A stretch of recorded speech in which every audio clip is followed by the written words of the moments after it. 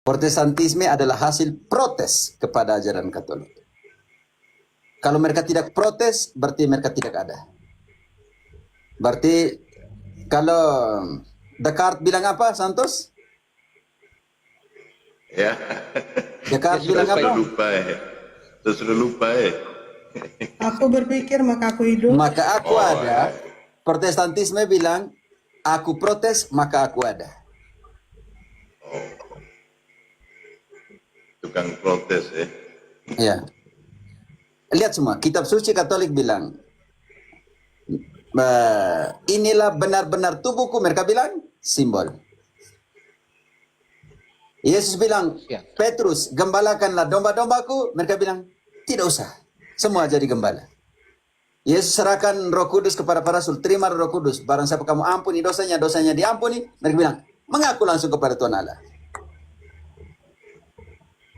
Yesus kritik persepuluhan di dalam Matius 23, mereka bilang, persepuluhan, janji iman ada di mana? Yesus suruh kau pergi, tagih janji iman dan persepuluhan kepada jemaatmu. Tidak ada. Jadi mereka bukan protes kepada Katolik, tapi protes sendiri kepada kitab suci yang mereka junjung sebagai sola scriptura.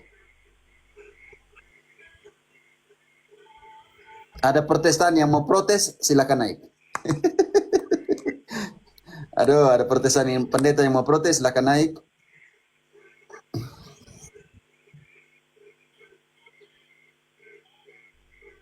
Kita mau saya protes mewakili para Protestan. Kita mau tunggu para protes naik dulu. Ini kalau mereka protes berarti protes yang kedua kali ya dalam sejarah. Tidak puas. Seharusnya harus kembali. Ya. Yang seperti lagu, satu kali kau sakiti hati ini, masih ku maafkan. Tapi jangan 3 kali. Tidak 2 kali masih kumaafkan, tapi jangan sampai 3 kali. Jangan sampai 3 kali. Ada sesuatu yang mau dibawa ke sini? PS Masalaki, Paulus, Om John. Lisa, apa yang kau tidak mengerti dari Protestantisme, silahkan tanya di sini.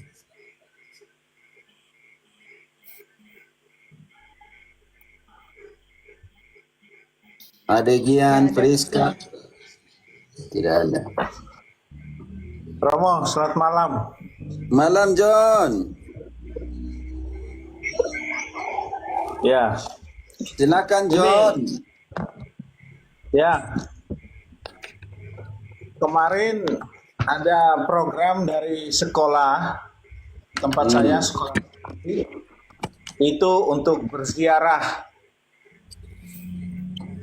Yang Islam itu ziarah ke makam wali-wali yang terdapat di Jawa Timur, yaitu Wali 5. Terus saya ditugaskan oleh sekolah untuk mendesain program ziarah bagi anak-anak yang Katolik.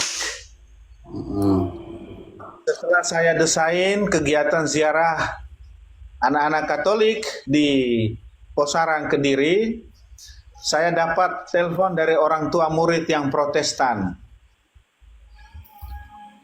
Mereka bingung, Pak, ini program sekolah. Anak kami yang Protestan ini mau ziarah kemana? Saya arahkan, kalau ikut dengan yang Islam, ikut ziarah ke makam wali-wali bagaimana? Waduh, itu terlalu jauh, Pak. Maksud jauh jarak atau jauh karena apa? Karena soal keyakinan. Itu soal jauh terlalu soal keyakinan, Pak. Bagaimana kalau ikut dengan anak-anak Katolik ziarah ke Gua Maria Lourdes di Kediri? Saya bilang tidak apa-apakah? Di sana itu kami akan melakukan doa rosario kepada Bunda Maria. Yang kedua, kami juga di sana ada diorama jalan salib. Kami juga akan jalan salib di sana. Mereka bilang, oh tidak apa-apa. Udah, kemarin saya bawa, berangkat jam 7, pulang jam 8 malam. Anak-anak kita berdoa di sana, terus kemudian terakhir itu jalan salib. Mereka sempat nyeletuk ketika mendengar teman-teman Katolik membaca narasi jalan salib dari perhentian pertama sampai ke 14. Kemudian bertanya, apakah narasi teks jalan salib itu adalah inspirasi lahirnya film The Passion of the Christ oleh Mel Gibson? Saya bilang, loh, kenapa? Oke, lanjut. Ya, Romo. Tahan sedikit. Karena engkau sentuh Mel Gibson punya bapak itu mantan frater SPD di Amerika Serikat. Supaya kalian tahu. Teman-teman bisa lihat bapaknya Mel Gibson, mereka dari Katolik garis keras ya. Jadi bapaknya pernah di Amerika, mereka kan dari Australia ke Amerika semua. Bapaknya adalah mantan frater SPD. Bapaknya Mel Gibson. Oke, tidak hanya untuk informatif. Lanjut. Ya, sudah. Saya hanya sampaikan begini. Semoga 14 perhentian yang punya narasi yang kuat terkait iman kekristenan ini menjadi pengalaman iman yang baik bagi kalian untuk kembali. Kembali kemana, Pak? Ya, kembali menjadi satu. Kudus, Katolik, dan Apostolik. Itu saja, Romo. Ini sharing saja. Terima kasih, Romo. Mungkin ada tambahan atau catatan dari yang lain. Silakan. Terima kasih. Kami mewartakan Kristus yang tersalib.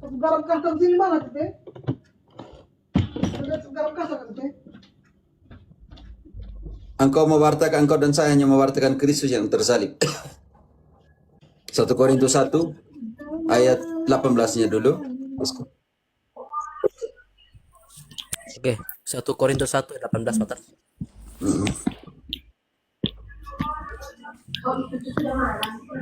Sebab pemberitaan tentang salib memang adalah kebodohan bagi mereka yang akan binasa. Tahan dulu. Tetapi Pemberitaan tentang salib adalah kebodohan, kebinasaan bagi mereka yang bodoh. Jangan. Oke, lanjut.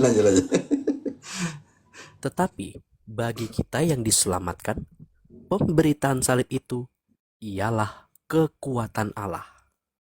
Jadi jelasan salib yang pemberitaan adalah pemberitaan evangelisasi tentang salib yang sangat sederhana adalah ketika kita melakukan jalan salib.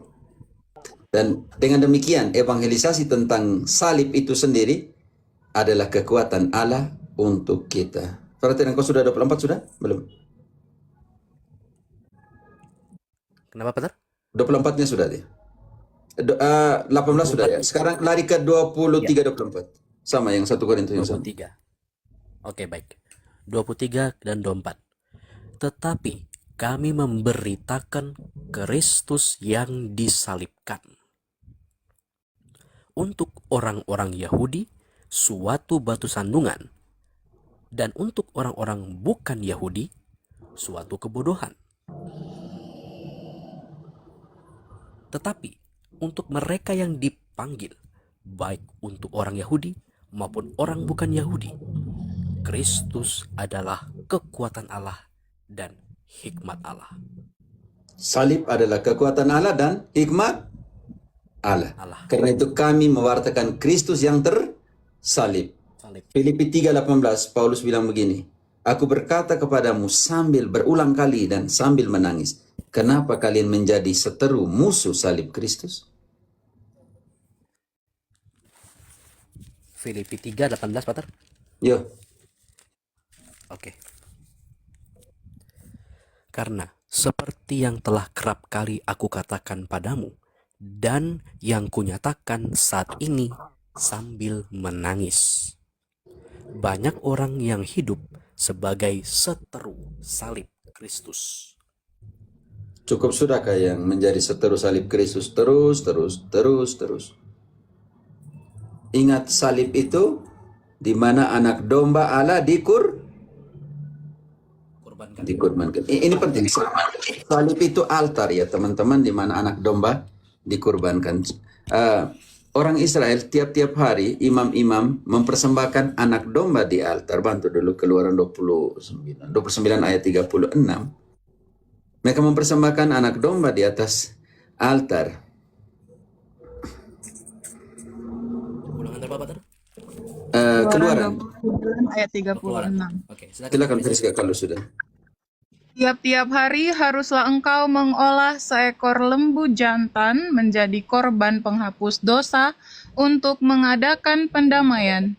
Dan haruslah kau sucikan mezbah itu dengan mengadakan pendamaian baginya.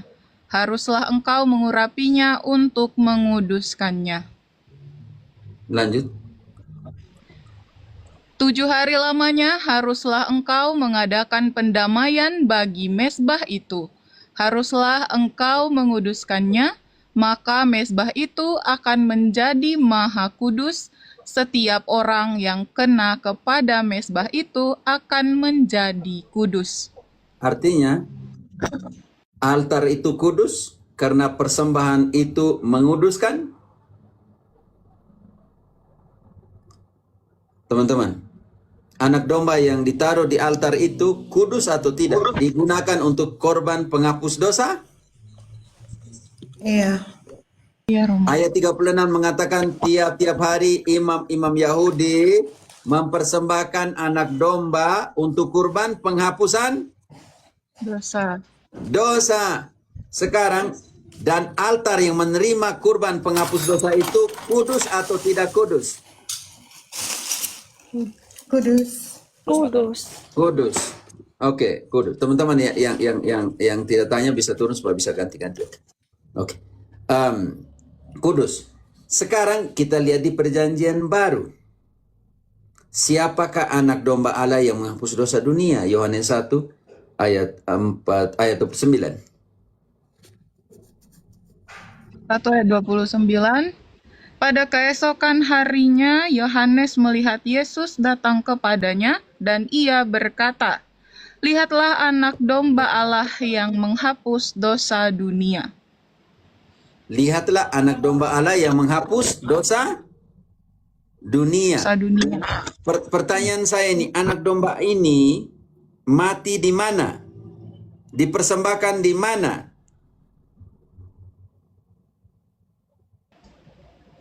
Besar. Dengarkan kamu diam saja. Anak domba ini meninggal di mana? Disalib. Disalib. Ibrani 2:14. Ibrani 2 ayat 14.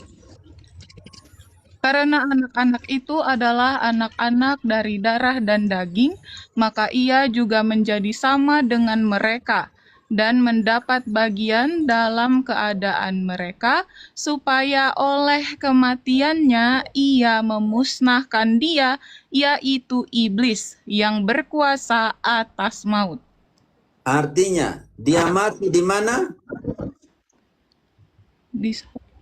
Disalib.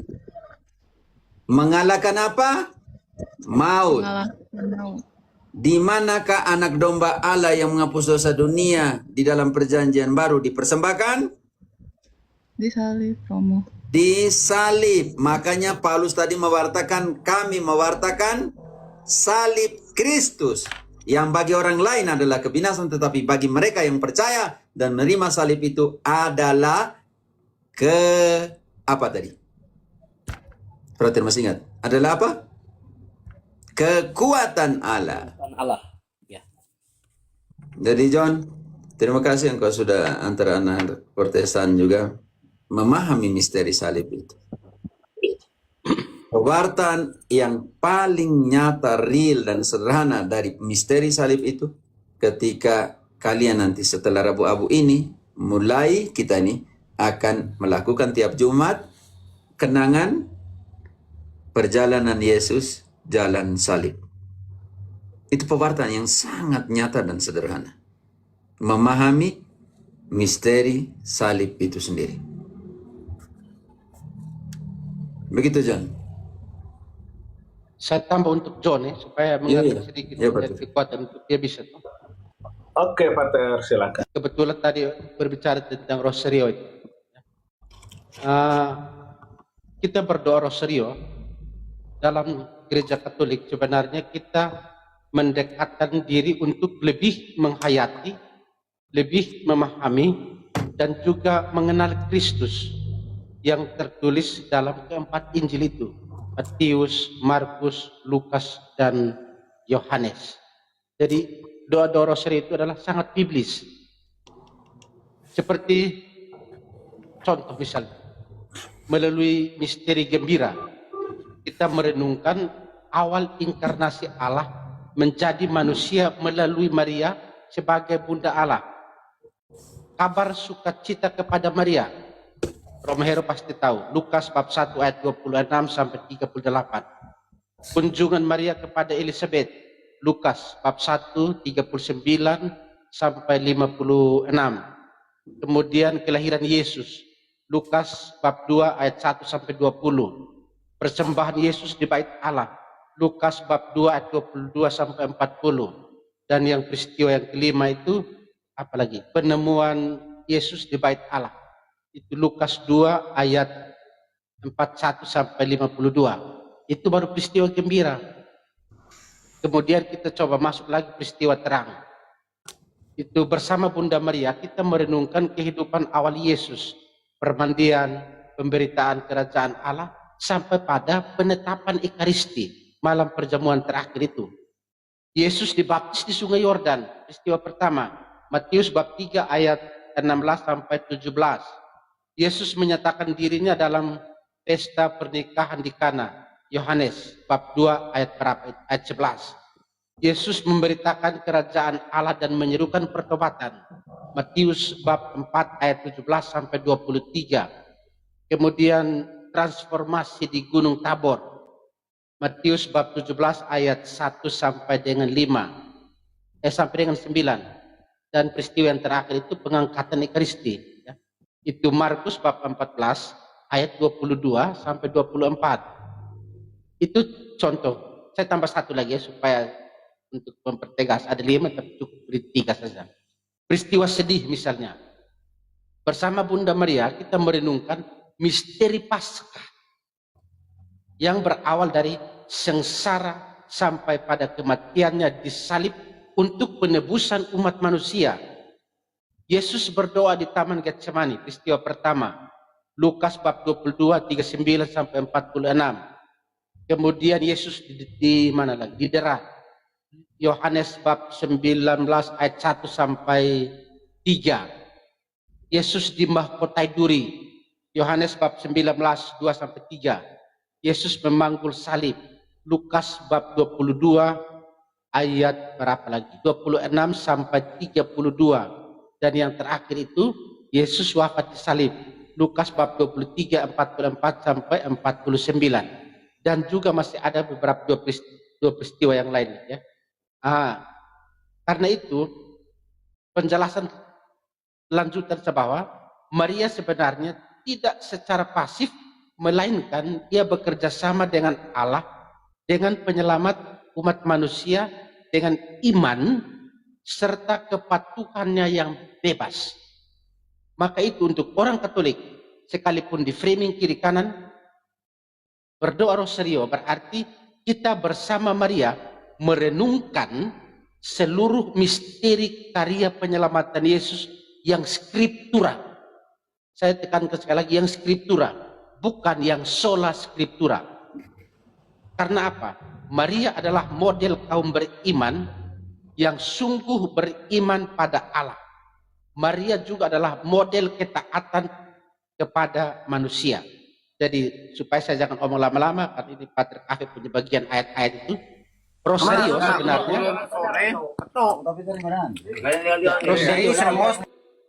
Rosario itu ringkasan seluruh Injil yang skriptura. Saya penekanan, yang skriptura. Untuk umat Katolik, ajakan saya bagi seorang imam, marilah kita berdoa bersama Bunda Maria. Dengan berdoa bersama Maria, kita bukan saja membaca teks kitab suci, melainkan kita juga menghayati kitab suci dengan iman dan ketaatan penuh kepada Yesus, sang sumber keselamatan. Berbanggalah menjadi orang Katolik. Baik, saya serahkan kepada Romo Cafe dengan ayat-ayatnya di kepala. Oke, saya mungkin tambahkan sedikit, Romo. Yo. Ya, Paman John, ini saya on cam sebentar. Ya, Frater. Referensi perihal jalan salib ya. Perihal jalan salib, apakah itu sangat alkitabiah? Ini, Paman John kalau mau screenshot boleh. Ya, nih. Tuh. Saya sudah buatkan ini ya. Tuh.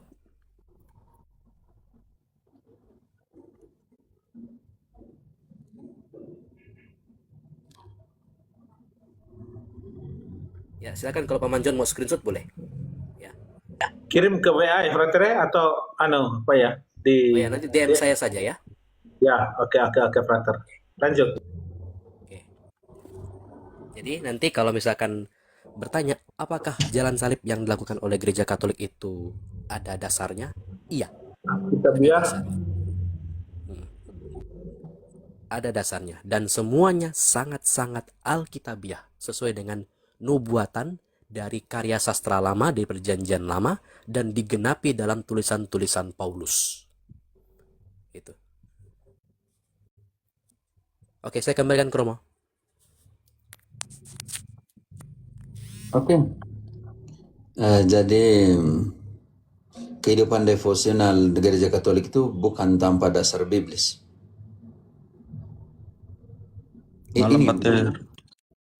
Ya, Vino, sebentar saya simpulkan dulu. Jadi tidak ada kehidupan devosional dalam gereja Katolik tanpa dasar biblis. Mungkin teman-teman yang di Protestan dan sana itu hanya melihat dari luar. Kenapa? Karena ingat bahwa apa yang dikatakan oleh orang lain adalah opini, tetapi apa yang ada di dalam tanganmu adalah keputusanmu. Jadi semoga Katolik-Katolik jangan hidup karena opini orang lain. Loncat sana, loncat sini karena orang omong seperti ini. Jangan, carilah kebenaran, dan kebenaran itu akan memerdekakan. Saya pikir ini penting yang harus menjadi refleksi untuk kita semua. Berdoa bersama dengan Bunda Maria. Kalau para rasul saja menunjukkan hal itu, ginting, Kisah 1 ayat 13-14, konsentrasi di ayat 14, di mana Lukas memisahkan Maria dari wanita lain. Kalau para rasul saja menunjukkan teladan, contoh untuk berdoa bersama dengan ibunya Yesus, lalu pengikut Yesus punya ini yang katakan Kristen ini, kenapa tidak bisa buat seperti yang para rasul buat? Apalagi mereka bilang, kami dibangun atas dasar iman rasuli. Kalau begitu apa yang dibuat oleh rasul di sini? Berdoa bersama dengan siapa? Oke, silakan. Kisah 1, 13-14. Setelah mereka tiba di kota, naiklah mereka ke ruang atas, tempat mereka menumpang.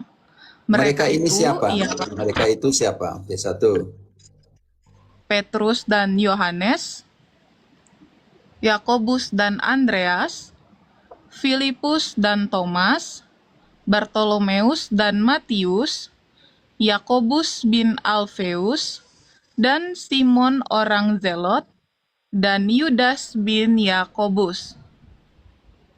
Mereka semua bertekun dengan sehati dalam doa bersama-sama dengan beberapa perempuan, serta Maria, ibu Yesus, dan dengan saudara-saudara Yesus. Kalau para rasul saja berdoa bersama dengan ibunya Yesus, kenapa tidak dikategorikan langsung dengan beberapa perempuan? Selesai. Kenapa di situ Lukas memisahkan dengan beberapa perempuan dan Maria ibu Yesus? Penghormatan terbesar Lukas berikan kepada saksi yang dia wawancarai. Karena Injilnya Lukas itu kalau engkau baca Lukas 1:1-4, itu hasil investigasi. Hasil percakapan, interview dengan para saksi. Makanya Injil Lukas dikatakan Injil saksi. Karena yang dia tulis adalah hasil percakapan, konversasi, hasil tanya jawab, interview dengan saksi.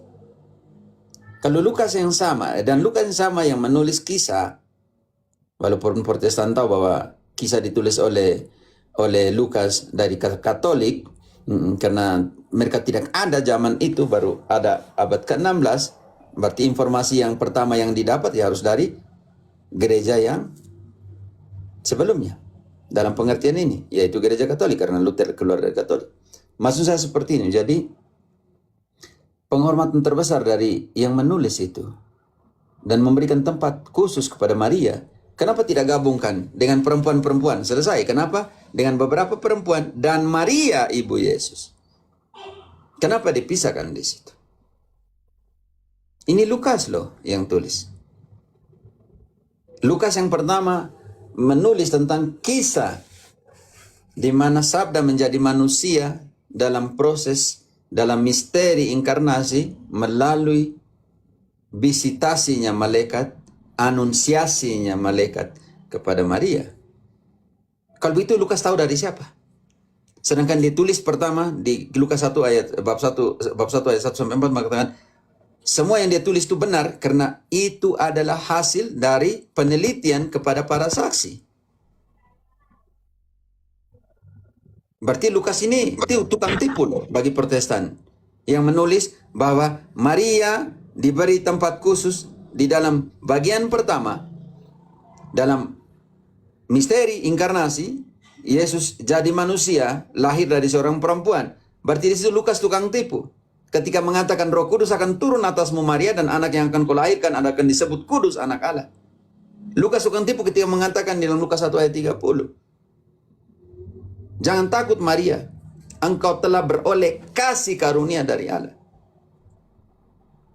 Lukas tukang tipu ketika mengatakan di ayat 31 selanjutnya, anak yang akan kau lahirkan itu akan diberikan takhta bapa leluhurnya Daud dan kerajaannya turun-temurun tidak berkesudahan. Berarti Lukas tukang tipu. Dibuat oleh Protestan, Lukas tipu dalam Injilnya. Kalau yang dia tulis di Lukas, ditulis di kisah, tidak dipercaya, berarti buat apa kalian punya Lukas, Injil Lukas? Bukan, buat apa kalian baca kisah para rasul? Hapus itu kalau itu semua. Kan Lukas sendiri mengatakan para rasul sendiri berdoa bersama dengan beberapa perempuan dan Maria ibu Yesus dipisahkan. Kenapa tidak digabungkan semua perempuan? Sekelas para rasul saja berdoa bersama dengan Bunda Maria. Apalagi kalian yang baru lahir abad ke-16.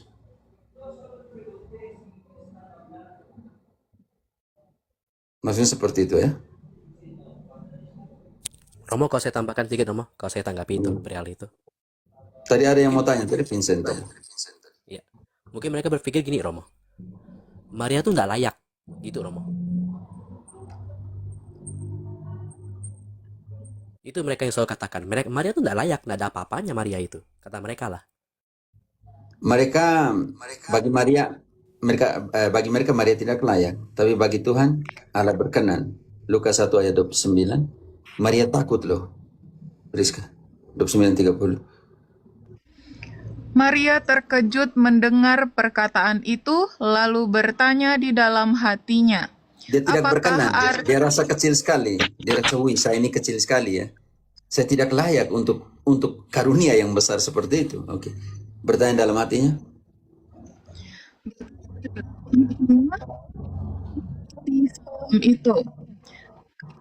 Itu kepadanya, jangan takut hai Maria, sebab engkau beroleh kasih karunia di hadapan Allah. Kalau Allah berkenan kepada Maria, kamu Protestan bagaimana? Dia berkenan di hadapan Allah. Kenapa kalian tidak? Kalau Allah sendiri memberikan kasih karunia, berkenan di hati Allah, lalu kalian kenapa hujat orang yang berkenan di hati Allah? Menghujat pribadi yang dengan ketulusannya menerima kehendak Allah. Coba kalian lihat pribadi pertama yang dipenuhi dengan Roh Kudus itu siapa? Dalam perjanjian baru. Kalau ada pendeta yang jawab di sini silakanlah. Pribadi pertama di dalam narasi bagian pertama di Injil, khususnya di Lukas ini, pribadi pertama yang dipenuhi dengan Roh Kudus itu siapa? Sebelum sebelum Elizabeth. Sebelum pembaptisan Yesus. Apa kata ayat 39-nya? Lukas 1:35, maaf. Apa kata malaikat ayat 35-nya? Jawab malaikat itu kepadanya, Roh Kudus akan turun atasmu dan kuasa Allah yang Maha Tinggi akan menaungi engkau. Sebab itu, anak yang akan kau lahirkan itu akan disebut kudus, anak Allah. Sebelum pendeta-pendeta mengatakan mereka dipenuhi dengan Roh Kudus, pribadi pertama yang dipenuhi dengan Roh Kudus itu siapa dalam ayat yang barusan kita baca, John? Siapa yang barusan kita baca nih? Malaikat yang omong langsung. Sedangkan Roh Kudus yang turun di atas pendeta, mereka yang omong bahwa mereka dipenuhi dengan Roh Kudus. Ini malaikat yang omong, Gabriel yang omong kepada Maria, kau dipenuhi dengan Roh Kudus. Kalau pendeta bilang, saya dipenuhi dengan Roh Kudus, siapa yang jadi saksi? Siapa yang malaikat Gabriel yang katakan itu kepada kau? Kapan? Pimsan. Kapan? Ada yang bilang Roh Kudus bisik bahwa sebelum jam 2 siang kalian sudah transfer kamu perpuluhan. Malaikat siapa yang omong tentang persepuluhan itu? Makanya dalam Galatia, walaupun ada malaikat yang membawa Injil yang tidak sesuai yang kami wartakan, kepada malaikat itu tuh anatema, kata Paulus di dalam Galatia 1 ayat 9 dan 8 dan 9. Bapak pendeta yang terhormat, kalian bilang kalian dipenuhi dengan Roh Kudus, tetapi Maria, malaikat Tuhan Gabriel yang mengkonfirmasi itu, Roh Kudus akan turun atasmu dan kuasa Allah akan menaungi engkau. Pembuktian Maria dipenuhi dengan Roh Kudus ketika Elizabeth mendengar salamnya. Lukas 1 ayat 41, 42. Pembuktian bahwa Maria dipenuhi dengan Roh Kudus, salamnya saja membuat Elizabeth apa? Elizabeth mendengar salam Maria, melonjaklah anak yang di dalam rahimnya, dan Elizabeth pun penuh dengan Roh Kudus. Lalu berseru dengan suara nyaring, diberkatilah engkau di antara semua perempuan, dan diberkatilah buah rahimmu. Ketika Elizabeth bilang diberkati engkau di antara semua perempuan dan diberkati buah rahimmu, Elizabeth sudah dipenuhi dengan Kudus. Roh Kudus. Bapak pendeta yang terhormat, ibu pendeta, kalau kalian dipenuhi dengan Roh Kudus, kalian seperti siapa? Elizabeth yang mengatakan, terpujilah engkau di antara wanita dan terpujilah buah tubuhmu, buah rahimmu. Lanjut, siapakah aku ini? Ayatnya. Siapakah aku ini sampai ibu Tuhanku datang mengunjungi aku? Sebab Sesungguhnya ketika salammu sampai kepada telingaku, anak yang di dalam rahimku melonjak kegirangan. itu Roh Kudus yang bekerja. Siapakah aku ini sampai ibu Tuhanku datang mengunjungi aku? Ketika salammu sampai kepadaku, anak yang ada di rahimku melonjak kegirangan. Itu kerja Roh Kudus. Sukacita, bukan fitnah. Ya, MKD dan kawan-kawan. Mana bukti kalian dipenuhi dengan Roh Kudus? Menghujat. Romo Patris punya muka dipasang ini, Paus punya dipasang ini. Itu tidak tanda bahwa kalian dipenuhi dengan Roh Kudus. Yang panas, yang jingkrak-jingkrak itu, yang teriak-teriak itu bukan dipenuhi dengan Roh Kudus, melainkan dipenuhi dengan apa? Markus 1 ayat 21. Dipenuhi dengan apa yang membuat orang goncang-goncang teriak-teriak itu? Mereka tiba di Kapernaum. Setelah hari Sabat mulai, Yesus segera masuk ke dalam rumah ibadat dan mengajar.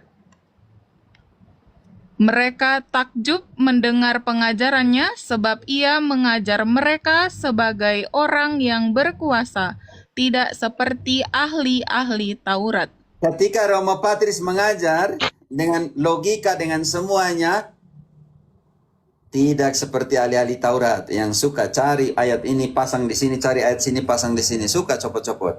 Lanjut sedikit. Pada waktu itu, di dalam rumah ibadat itu, ada seorang yang kerasukan roh jahat. Orang itu berteriak, "Apa urusanmu dengan kami, hai Yesus orang Nazaret? Tahan Engkau dulu. datangkan..." Tahan dulu. Ketika Yesus Jarum. ketika Yesus Mengajar, Romo. datanglah iblis protes. Datanglah iblis protes. Apa urusanmu dengan kami, Yesus? Kau mengajar yang penuh otoritas. Apa urusan denganmu dengan kami? Setan protes, iblis protes. Apakah protes dari iblis itu? Dibaca ulang. Tapi baca ayat sebelumnya. Yesus mengajar penuh dengan apa?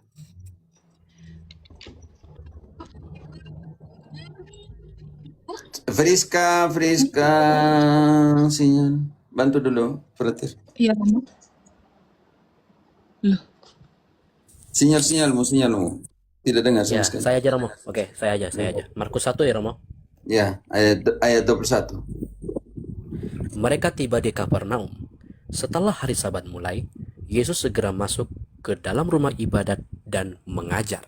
Tahan dulu di situ, Frater. Dia masuk ke rumah ibadat dan Mengajar. Oke, dia mengajar dengan apa? Lanjut. Mereka takjub mendengar pengajarannya, sebab ia mengajar mereka semua sebagai orang yang berkuasa.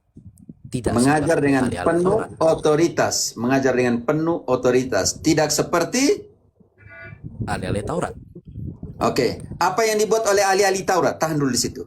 Friska, bantu dulu. Yohanes 5. Frater tetap di Matius, di Markus tadi. Sekarang apa yang dibuat? Di situ Markus membandingkan pengajaran Yesus penuh otoritas dan pengajaran ahli-ahli Taurat. Apa yang dibuat oleh ahli-ahli Taurat? Bongkar-bongkar ayat, comot-copot. Kalian mau tahu itu? Yohanes 5 ayat 39-40. Inilah yang Yesus kritik. Ahli-ahli Taurat comot-copot suka-suka ayat. Cari bahwa ayat-ayat itu membuat mereka selamat. kamu menyelidiki kitab-kitab suci, sebab kamu menyangka bahwa olehnya kamu mempunyai hidup yang kekal. Tetapi walaupun kitab-kitab suci itu memberi kesaksian tentang aku, namun kamu tidak mau datang kepadaku untuk memperoleh hidup itu. Itu yang dibuat oleh ahli Taurat. Yang buat itu supaya cari selamat di mana? Ayat mana yang membuat mereka selamat? Ini.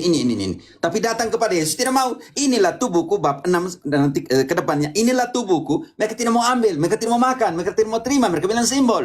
Tapi tiap hari cari ayat yang mereka buat selamat ya. Oh, ayat ini kita selamat, ayat ini tidak buat kita selamat, kita buang. Seperti itu. Lucu. Oke, kembali lagi. Dia mengajar dengan penuh otoritas, dengan penuh kuasa, tidak seperti ahli-ahli Taurat. Tetapi bukan hanya ahli Taurat ada di situ, ada iblis juga. Lanjut. Frater. Oke Romo. Markus 1 tadi. Pada waktu itu dalam rumah ibadat. Ya, lanjut ya Romo. Yang itu. Ya. Oke. Pada waktu itu dalam rumah ibadat ada seorang yang kerasukan roh jahat. Orang itu berteriak, "Apa urusanmu dengan kami, hai Yesus orang Nazaret?" Frater, logika, Frater Neno, logika. Iblis mendengarkan pengajaran? No. Tidak di situ. Dia dengar dulu. Ya. Dia dengar, setelah itu dia protes. Bisa mengerti? Betul. Ya. Dia dengar, lalu dia protes. Apa urusanmu dengan kami? Apa urusan dengan kami? Tapi kita lihat apa yang dibuat oleh iblis. Bantu dulu, Priska. Apa yang dibuat oleh iblis? Ambil ayat. Oke, Matius 4 ayat 1 selanjutnya. Apa yang dibuat oleh Maka iblis? Yesus Ambil ayat. Maka Yesus dibawa oleh Roh ke padang gurun untuk dicobai iblis. Dan setelah berpuasa 40 hari dan 40 malam, akhirnya laparlah Yesus. Lalu datanglah si pencoba itu dan berkata kepadanya, "Jika engkau anak Allah, perintahkanlah supaya batu-batu ini menjadi roti." Tetapi Yesus menjawab, "Ada tertulis, manusia hidup bukan dari roti saja, tetapi dari setiap firman yang keluar dari mulut Allah." Lanjut. Kemudian iblis membawanya ke kota suci dan menempatkan dia di bubungan bait Allah. Lalu berkata kepadanya, "Jika engkau anak Allah, jatuhkanlah dirimu ke bawah. Sebab ada tertulis mengenai engkau." Setan mulai ada kutip ayat. tertulis, Setan mulai kutip ayat. Iblis kutip ayat. Sebab ada tertulis mengenai engkau, ia akan memerintahkan malaikat-malaikatnya, dan mereka akan menatang engkau di atas tangannya, supaya kakimu jangan terantuk kepada batu. sekarang Yesus bilang, kau kutip sembarang. Kau jangan comot dan cocokkan suka-suka. Yesus bilang, seperti ada tertulis juga. Lanjut. Yesus berkata kepadanya, "Ada pula tertulis, janganlah engkau mencobai Tuhan Allahmu." Oke, sudah coba situ. Dia buat setan, makanya dia panas. Dia tidak punya otoritas di hadapan Tuhan Yesus. Mau kutip ayat, pakai comot urusan suka-suka, makanya dia protes. Apa, frater? Apa urusanmu dengan kami? Hai Yesus orang Nazaret, engkau datang hendak membinasakan kami. Tolong mute-kan dulu. Oke. Oke. Saya bacakan ulang ya, Pater ya, biar jelas. Apa urusanmu dengan kami, hai Yesus orang Nazaret? Engkau datang hendak membinasakan kami? Aku tahu siapa engkau. Aku yang tahu. kudus dari Allah. Aku tahu siapa engkau. Pasti dia juga baca di kitab suci nih. Aku tahu yang kudus dari Allah. Lalu Tetapi Yesus menghardiknya, katanya, "Diam, keluarlah daripadanya." Lalu roh jahat itu mengguncang-guncang orang itu, dan sambil menjerit dengan suara nyaring, ia keluar daripada orang itu. Dari nanya tertawa nih Hosni, saya mau tanya dari aliran mana nih Hosni? Tolong ya Bapak Emen, tolong. Jangan turunkan langsung saja. menjawab. tidak ada guna dia bawa di atas ini. Tadi dia tidak tahu kita ini denom apa. Nah, kami bukan denom, kalian punya. Kami tidak ada denom. Oke. Sekarang yang dipenuh dengan Roh Kudus itu akan berbicara dengan penuh otoritas. Dan salamnya Maria saja membuat Elizabeth dipenuh dengan Roh Kudus. Bukan buat orang goncang-goncang. Yang goncang-goncang tuh tadi tuh Markus. Yang ketika mendengarkan pengajaran yang penuh otoritas, goncang-goncang, emosi, marah, sebut orang tolol, botol, dan lain sebagainya. Itu bukan dipenuh dengan Roh Kudus. Itu kalian tahu pun dipenuh dengan siapa? Hati-hati. Kalau biblis itu dihilangkan B-nya, kaenenuk, apa jadinya? Kalau biblis dihilangkan B, Iblis. makanya jangan pakai konsep iblis dalam membaca biblis. Jangan pernah punya mentalitas iblis untuk membedah biblis. Karena iblis artinya pemecah, penghujat, penipu. Makanya dia pakai biblis dengan mentalitas iblisnya, pemecah, penghujat, penipu, bapa dari semua penipu.